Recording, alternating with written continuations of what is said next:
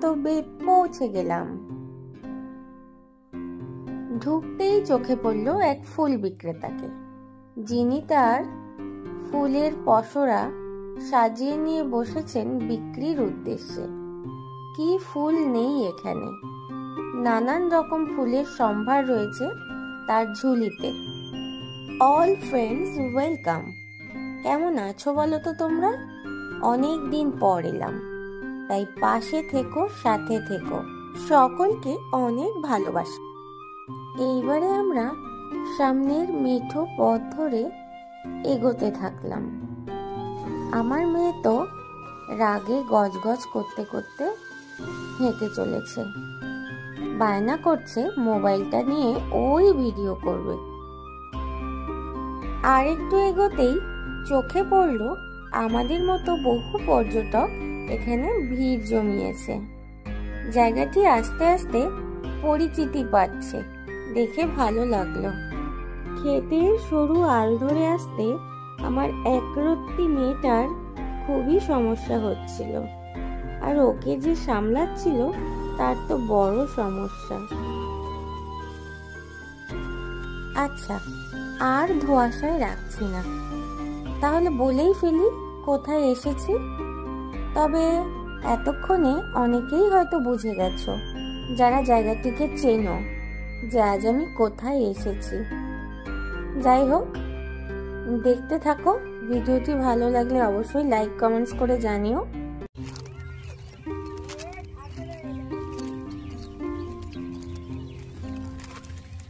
বন্ধুরা, আজ আমি ঠিক করেছি যে তোমাদের আগে থেকে কিচ্ছু বলবো না।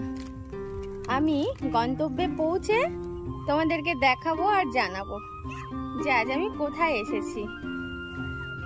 আজ আমি এসেছি রানাঘাটের ফুলের উপত্যকায়, যেটি দ্বিতীয় খিরাই হিসাবে পরিচিত। চারিপাশে এত ফুলের সমাহার দেখে নিজেকে আর ঠিক রাখতে পারছি না, এত সৌন্দর্য। তোমরা দেখো কি সুন্দর। এদিকে চন্দ্রমল্লিকা, সাদা চন্দ্রমল্লিকা, এখানে কালারিং চন্দ্রমল্লিকা আছে, রানী কালার, বেগুনি কালার, এখানে হলুদ আছে।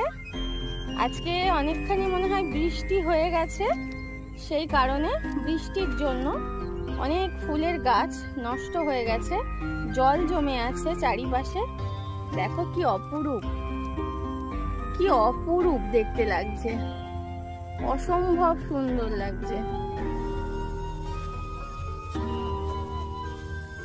অসম্ভব সুন্দর লাগছে। আর ওই যে আমার মেয়ে, মামাম হাত নাড়ো। খিরাইয়ের কথা তো তোমরা অনেক শুনেছো।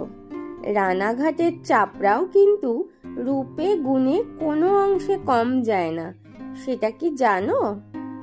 এবারে আসি এখানে কিভাবে আসবে। আমরা তো বাইকে এসেছি ডাইরেক্ট খড়দা থেকে রানাঘাটে। তোমরা যদি আসতে চাও তাহলে রানাঘাট স্টেশনে নেমে টোটো করেই তোমরা চলে আসতে পারো। ভাড়া নেবে 20 থেকে 25 টাকার মধ্যে। কিন্তু আমার মতে টোটো দাদাকে বলে টোটো রিজার্ভ করে আসাই সবচেয়ে ভালো, কেননা যাবার সময় গন্তব্য থেকে কোনো গাড়ি পেতে সমস্যা হতে পারে। শুধু রানাঘাটে নেমে টোটো দাদাকে বলতে হবে পুরাতন চাপড়ায় বড় পুকুরের পাশের ফুলের চাষের ওখানে যাব। বললেই নিয়ে আসবে চোখ বন্ধ করে, সকলে চেনে। শীতকালে এখানে পিকনিক করারও সুব্যবস্থা রয়েছে। ভিডিওর শুরু থেকেই যে হলুদ রঙের বাড়িটি দেখা যাচ্ছে সেটি পিকনিক করার জন্য ভাড়া দেওয়া হয়, কিন্তু কিছু বিধিনিষেধও রয়েছে। আর যে সকল বন্ধুরা শুধুমাত্র ফুল দেখতে আসছো তাদের উদ্দেশ্যে একটা কথা বলি, সাথে করে তোমরা অবশ্যই খাবার দাবার নিয়ে আসবে, কেননা আশেপাশে কোনো দোকানপাট নেই। টয়লেটও পাবে না, কারণ এটি চাষের জায়গা। এখানে সবসময় ফুল চাষ করা হয়। গ্রীষ্মকালে গ্রীষ্মকালীন ফুল, শীতকালে শীতকালীন ফুল, বর্ষাকালে বর্ষাকালীন ফুল। এখানকার চাষিদের সাথে কথা বলে জানতে পারলাম এখানকার ফুল বিদেশেও সাপ্লাই করা হয়, যেমন নেপাল, ভুটান, বাংলাদেশ এছাড়াও দেশে তো সাপ্লাই হয়, সবচেয়ে বেশি সাপ্লাই হয় উত্তর ভারতে। একদিনের ছুটিতে এখানে ঘুরে গেলে আশা করি সময়টা মন্দ কাটবে না, খুব সুন্দর কাটবে। এক স্বর্গীয় অনুভূতির অনুভব হবে। আর ফুল কেই বা না ভালোবাসে, ফুল তো সকলেরই প্রিয়, তাই না? তবে একটা বিষয় খুব খারাপ লাগলো, এই যে ফুল চাষিরা রোদ ঝড় জল মাথায় করে দিন রাত পরিশ্রম করছে, কিন্তু এত পরিশ্রমের ফল তারা পাচ্ছে না। তাদের থেকে খুব ন্যূনতম মূল্যে ফুল কিনে চড়া দামে বাজারে বিক্রি করে নিজেদের পকেট ভরছে ফুল ব্যবসায়ীরা। কাকিমা, এগুলো কি বিক্রির জন্য দোকানে যাবে? কত করে পিস বিক্রি হয়?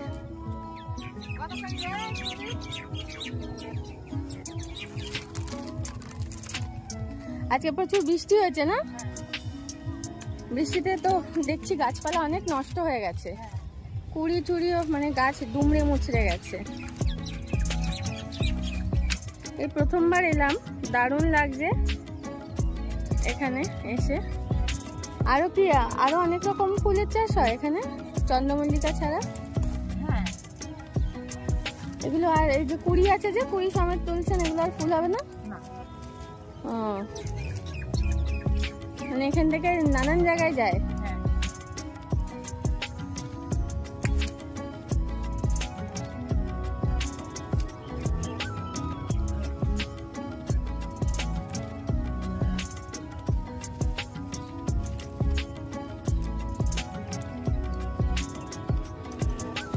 এখান থেকে যদি কেউ আলাদাভাবে এসে ফুল নেওয়ার জন্য আসে, সেভাবে নিতে পারবে?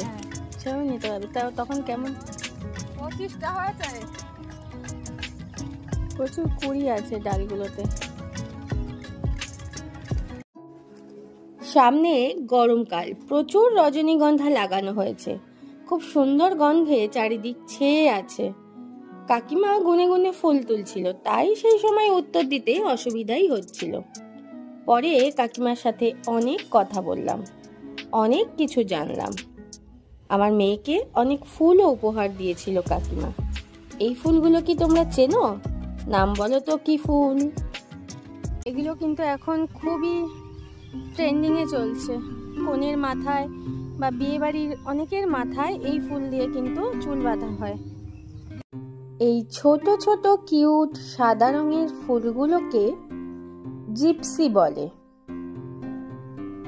বৃষ্টিতে সূর্যমুখী ফুলগুলো নষ্ট হয়ে যাচ্ছে প্রায়, কিন্তু তবুও এর সৌন্দর্য অটুট। এই ফুলের সাথে বেশ কিছু ফটো তুলেছিলাম।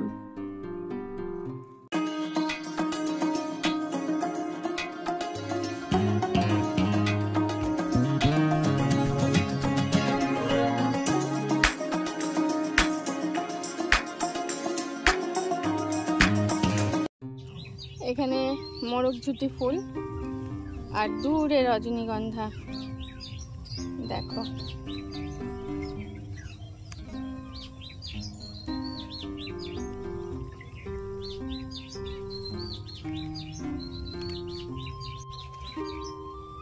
আশা করি তোমাদের খুবই ভালো লাগছে। আমি জানি না তোমাদের কতটা দেখাতে পারছি, আশা করছি তোমাদের খুবই ভালো লাগছে, কি তাই তো? তোমরা দেখতে থাকো।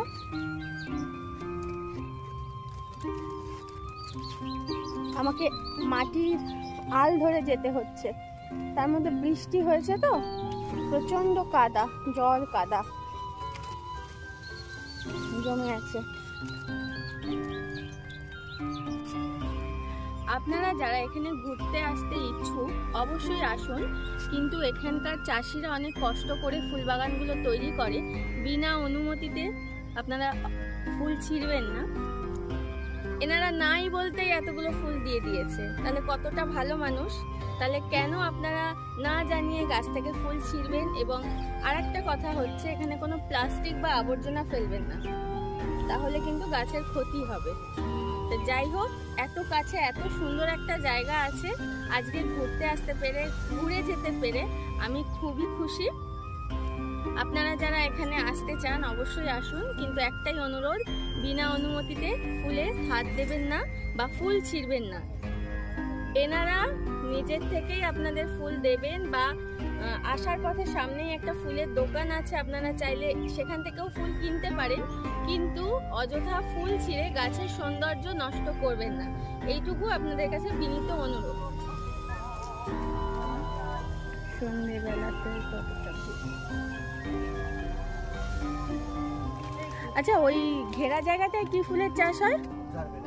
জারবেরা। ওগুলো বৃষ্টি পড়লে নষ্ট হয়ে যাবে না? আচ্ছা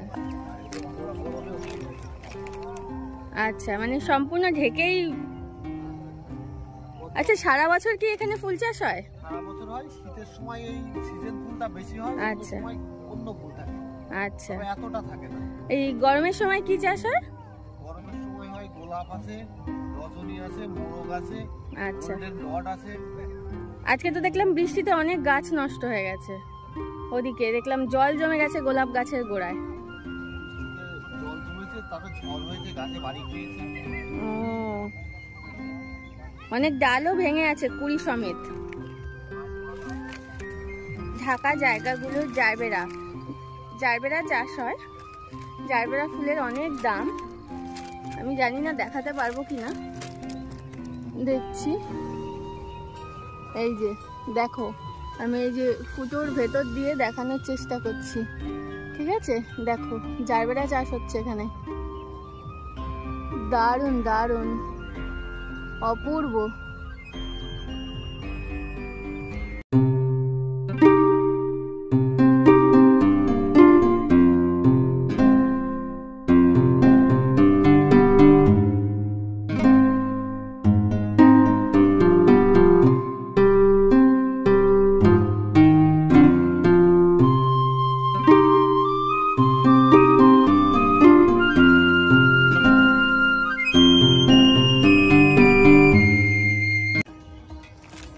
বন্ধুরা, আমাদের ঘোরা শেষ, এবার এই স্থান পরিত্যাগ করার পালা।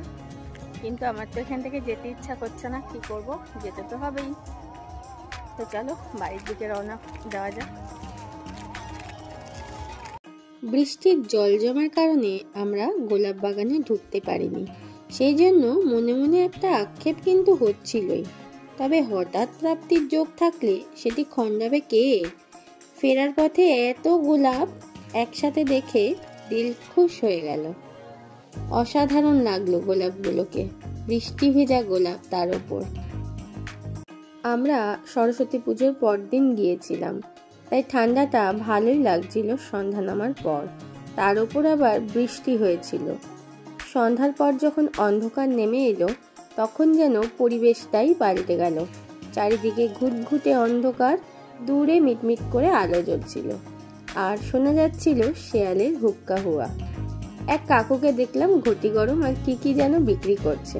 খিদেও পেয়েছিল, তাই দেরি না করে কিনে নিলাম বাদাম ভাজা, ছোলা ভাজা আর ঘটি গরম। খেয়ে দিয়ে রওনা দিলাম বাড়ির উদ্দেশ্যে। তো বন্ধুরা, আজকের ভিডিওটি এখানেই শেষ করলাম। তোমরা ভালো থেকো, সুস্থ থেকো আর আমার পাশে থেকো। দেখা হচ্ছে নেক্সট ভিডিওতে। ধন্যবাদ।